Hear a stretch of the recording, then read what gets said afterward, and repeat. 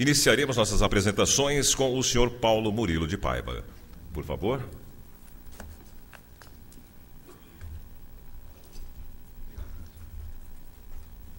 Aqui é para frente e para trás. Bom dia. Já estamos aqui. Ok. Bom, é um prazer estar aqui. Nilson, Ronaldo, obrigado pelo convite e participar aqui do evento com vocês. Sempre um grande evento. E cada vez mais, né, evoluindo e trazendo aí diferenças e possibilidades de discussão e de aprendizado, eu acho que para todo mundo. Obrigado. Bem, esse é um resumo de um evento que nós tivemos há alguns dias, na semana passada. Parte de vocês esteve lá e, como parte não, a gente preparou um resuminho só para ter o ponto de discussão aqui que diz respeito ao crescimento e às dinâmicas que o mercado farmacêutico brasileiro terá para os próximos anos até 2017, dentro das nossas previsões. Eu avanço aqui? Não? É? Foi. Bem, a gente vê hoje uma situação onde o mercado cresce em torno de 12% ao ano, tem uma evolução consistente nos últimos anos, mas a gente fala aí muito de preço fábrica e hoje a dinâmica de descontos muda drasticamente a posição do mercado farmacêutico. O nível de competição que nós temos entre produtos farmacêuticos de referência, genéricos, similares e marca, trouxe uma dinâmica bastante de muito mais competição do que aquela que nós víamos até alguns anos atrás. Isso muda esse cenário. A gente vê o mercado, continua vendo o mercado crescendo bastante, mas a situação real, ela é uma situação de crescimento a preço fábrica em torno de 18%, crescimento a preço monitorado de desconto que a gente faz, pode ser que ainda tenha aí um gap entre o desconto real de mercado e aquele que a gente hoje já consegue monitorar, mas é um desconto que a gente está chegando aí com um crescimento de 5% ao ano dentro de 2011 para 2012. Então, muda bastante o mercado, mas principalmente porque, quando a gente olha um desconto médio de genérico em torno de 60%, isso faz diferença em qualquer mercado. Quando a gente olha o desconto do medicamento de referência, que dobrou de 2010 para 2012, também faz diferença. Isso é um índice de competição altíssimo que nós temos hoje. Genérico extremamente concentrado nas redes, o produto de referência também com altíssima concentração nas redes, a grande parcela das farmácias independentes ainda com participação enorme de medicamentos de marca e similar, e isso provoca, essa concentração provoca essa guerra de preços que faz com que o produto o preço fábrica do produto e o preço de compra da farmácia tenha essas diferenças aí em média. Para vocês terem uma ideia, de dezembro de 2010 para dezembro de 2011 para abril de 2012, a gente monitorava um desconto médio Brasil de 28%, abril de 2012, 32%, 4 pontos percentuais em 4 meses de acréscimo. Então, é bastante agressivo, é uma política hoje de ganho de mercado, de manutenção de mercado, que força. Hoje, o varejo tem um grande poder de negociação nas mãos, a gente vai ver isso em seguida, mas a indústria e a distribuição têm hoje grandes desafios em relação não só a cumprimento de nível de serviço e a colocar o seu produto no maior número possível de farmácias, mas em cumprir esse tipo de política comercial que realmente é muito agressivo, é uma política que hoje traz um nível de competição muito alto para o mercado brasileiro. Do ponto de vista desse desconto médio de 32%, a gente vê que os fabricantes locais e aqueles dentro da linha de similares foram aqueles que mais tiveram variação de desconto quando a gente analisa cada um dos períodos. Então, a gente vê ali no meio os produtos de marca ou de similares. Em vermelho, a gente tem o fabricante local, que é aquele que teve a maior discrepância, a maior variação de desconto dentro dos 3 períodos analisados de 2010 até 2012. Então, essa mudança de perfil é uma mudança aí que hoje traz uma dinâmica nova e uma agressividade maior na competição por espaço dentro da farmácia no mercado brasileiro. Olhando os rankings de fabricantes, essa situação muda, né, de acordo agora com não só o desconto praticado, mas como também com o tipo de portfólio que o fabricante tem. Então, quanto mais ligado a genérico ou a produto de marca e similar é o fabricante, maior é o desconto que ele pratica. Então, a gente vê ali alguns fabricantes com descontos médios acima de 25%, 28%, 30%, e esses fabricantes são aqueles que têm uma modificação no ranking. À esquerda, a gente tem o ranking do preço PMB, que é o preço padrão fábrica que o IMS utiliza, e à direita a gente tem o que é chamado PPV, DPP, que é o desconto de compra da farmácia. Então, quando a gente analisa a posição do fabricante em preço fábrica e a posição do fabricante a preço, já considerando o desconto, algumas mudanças ocorrem e a gente vê o Axê, por exemplo, se tornando o maior fabricante de medicamentos da indústria farmacêutica no Brasil. Isso já tinha ocorrido no passado, nós tivemos uma inversão de situações entre Sanofi e Medley e EMS por bastante tempo, mas hoje, considerando níveis de desconto praticados na compra da farmácia, o Axê seria a empresa hoje de maior valor de vendas no mercado brasileiro em 12 meses. Se nós analisamos de 12, o ranking de 11 a 20, a situação não se altera. O que a gente tem é um número maior de fabricantes não multinacionais dentro dessa análise, mas a dinâmica é idêntica. Quanto mais produto similar você tem no portfólio, quanto mais produto de marca, quanto mais produto genérico, maior é o desconto médio praticado por cada um desses fabricantes e altera consideravelmente o ranking. Só para alertar vocês, aqui a gente não está falando de grupos econômicos, nós estamos falando especificamente fabricante por fabricante.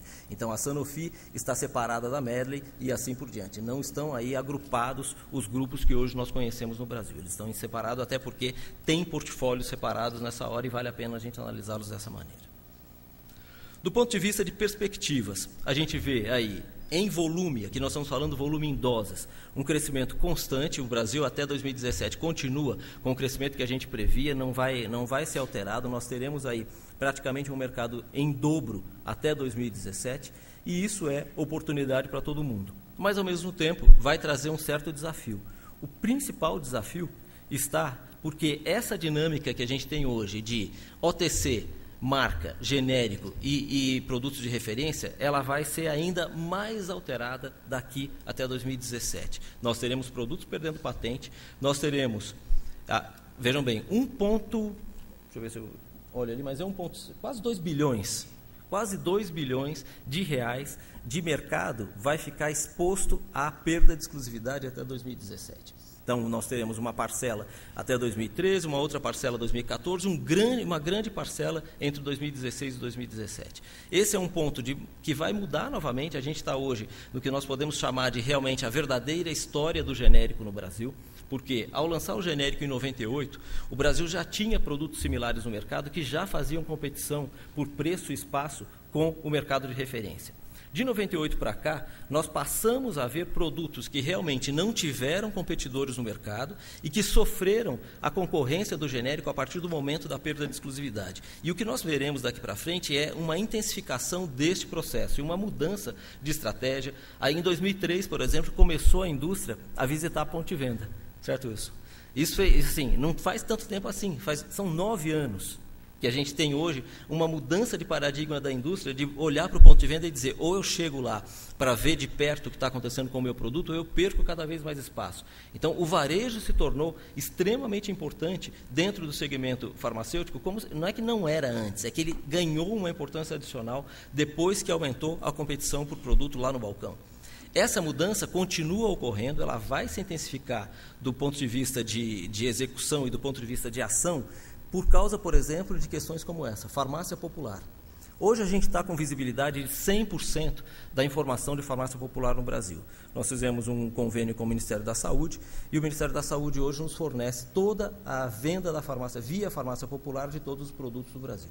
Quando a gente analisa isso, a gente já consegue ver o impacto que a farmácia popular tem no mercado real Brasil. Então, ali a gente já está falando de 7%, pouco mais de 7% no mercado de 90 bilhões de doses que a gente tem em 2012 e tende a crescer. Por quê? Acabou de entrar a linha de respiratórios e asma. Vêm outros planejamentos de outras terapias e outras indicações aí no futuro que trarão novos volumes. Então, qual que é o limite da farmácia popular? O limite da farmácia popular é aquele que o governo definir que é o custo que ele consegue pagar. Até onde havia um Rename que financiava uma parte do fornecimento de produtos de baixo custo à população, e hoje esse Rename está praticamente se transformando, se transpondo para o orçamento da farmácia popular. Só que, dentro do que a gente analisa, uma dose de medicamento no Rename custa 1/10 da mesma dose na farmácia popular.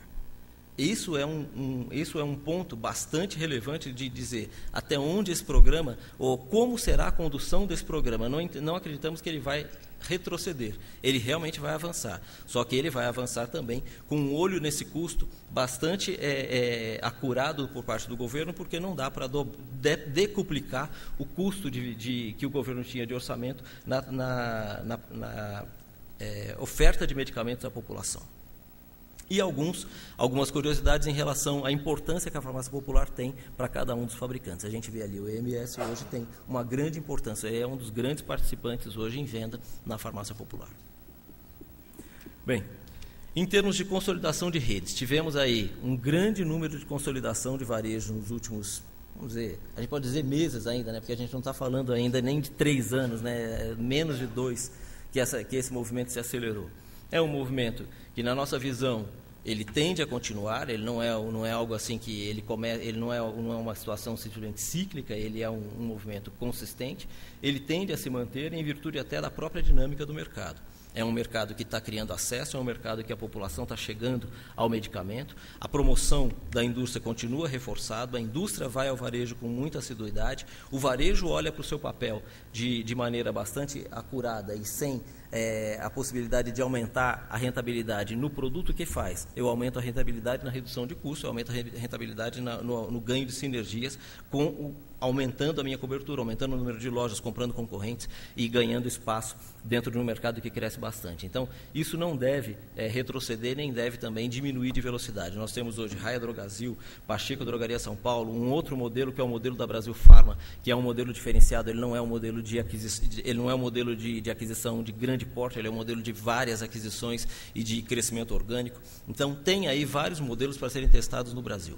O que isso faz? Isto aumenta o poder do varejo. Não dá para negar que hoje nós temos aí vários varejos que são muito maiores do que qualquer outra empresa dentro do segmento farmacêutico, que são as maiores empresas, na verdade, dentro do segmento farmacêutico. Então, a questão de transferência de poder nessa negociação já se dá. Todo mundo hoje que está do lado da indústria, da distribuição, do varejo, sabe bem qual é o poder que tem na mão. Então, esse é um ponto que também vai mudar bastante e de maneira significativa o mercado brasileiro. Do ponto de vista de desafios, a gente tem aí algumas questões relacionadas à farmácia popular, a critérios que a Anvisa vem a implantar. Ontem eu não pude participar, mas aparentemente houve aqui um debate bastante acalorado em relação aos participantes da mesa, né, sobre tendência, sobre o que vem de diferencial e tal. A Anvisa tem cada vez mais colocado que vai buscar uma maior regulamentação de venda de medicamentos no Brasil. Então, isso traz impacto ou não traz impacto? A gente viu o OTC. O OTC foi para trás do balcão, teve uma certa perda de mercado, mas depois recuperou bastante. Vai voltar? Existem várias possibilidades aí de que retornem para fora do balcão, mas até que ponto é interessante para o varejo também trazer de volta, já que o varejo tem hoje grandes substitutos com boas margens aí dentro da perfumaria, dentro de outros segmentos, que ocuparam o lugar do OTC. A gente viu antibióticos saiu, mas depois que ele teve uma restrição de prescrição, ele simplesmente está hoje 10 pontos abaixo do que era a venda anterior. Então, assim, não houve uma grande perda, uma grande diferença entre o mercado antes da exigência da prescrição para antibiótico e o mercado depois.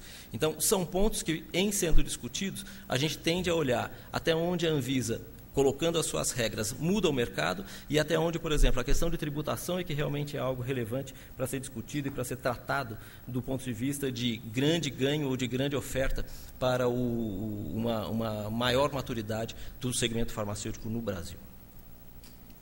Em termos de expectativa de crescimento em valor, certo? E nós estamos falando, isso mesmo, valor, preço fábrica. A gente dobra, né? Em preço fábrica a gente continua dobrando, então a gente vai chegar aí próximo de 90 bilhões de reais até 2017. O 2011 nós fechamos o mercado com 43, chegamos a 90 em 2017, então dobrou o mercado a preço fábrica. Né? Continua crescendo nessa mesma velocidade a preços reais? Não, a gente colocou que o preço hoje, o índice de crescimento do mercado, considerando descontos, fica em torno de 5%. Se for o mesmo ponto ali, 5% mais 2 ou menos 2, a gente está falando de 3 a 7% de crescimento, o que é um crescimento bastante consistente. Se for 5, a gente está crescendo hoje o dobro do PIB. Se for 7, a gente está crescendo 3 vezes o PIB. Então é uma questão aí de bastante oportunidade. Mas uma situação importante. Hoje, o sell-out, aquilo que hoje a gente mede de sell-out no Brasil, cresce superior ao mercado como um todo. Então nós verificamos hoje já uma redução de estoque no sell-in.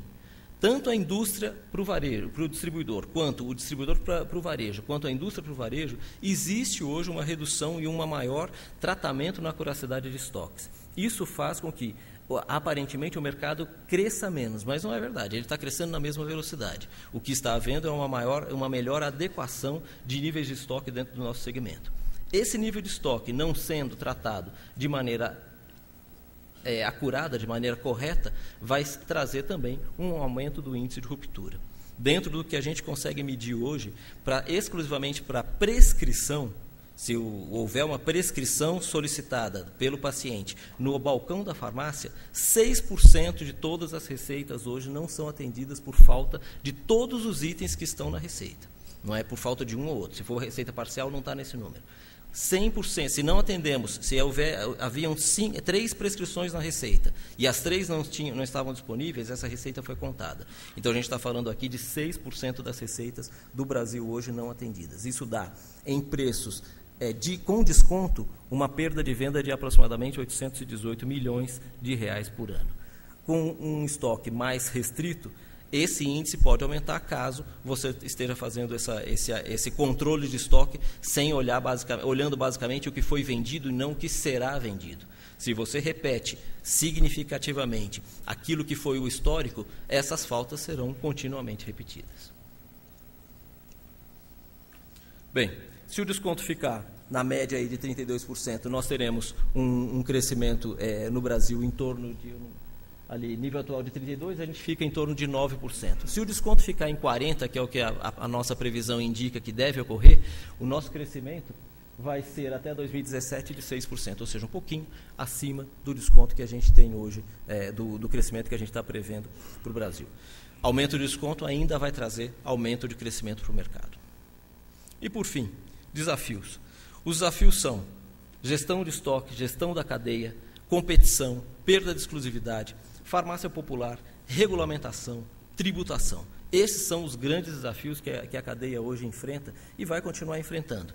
Se a gente analisar, como eu falei, se a gente analisar o impacto, por exemplo, que a legislação de antibióticos trouxe no mercado no momento da sua implantação e agora, no momento houve realmente uma retração forte da venda de antibióticos. E, no entanto, hoje a gente está aí já com uma retomada, ainda tem um ponto aí, são 10 pontos abaixo do que houve antes da regulamentação, mas já recuperou. Então, não só o varejo aprende a trabalhar com essa nova forma, a indústria também, o médico e o paciente. Então, é uma dinâmica que ela vem e ela acaba se encontrando o seu lugar, mas ela traz desafios. Quanto mais regulamentação a Anvisa trouxer para o nosso mercado, mais dificuldades e mais criatividade a gente também vai ter para trabalhar com elas e manter, dentro desse nível de competição, o crescimento e as vantagens que cada um tem para si. E considerar, inovação é importantíssimo nesse segmento. Então, a gente vai ver uma nova onda de inovação nos próximos anos, mas ela ainda vai demorar. Isso aí vai ocorrer de maneira mais significativa depois de 2014, final de 2014, começo de 2015. Então, a gente ainda tem aí pelo menos 3 anos de um mercado com muita participação de genérico, com muita participação de produtos similares, de produtos de marca e uma perda de espaço forte do produto de referência. É isso. Obrigado. Okay.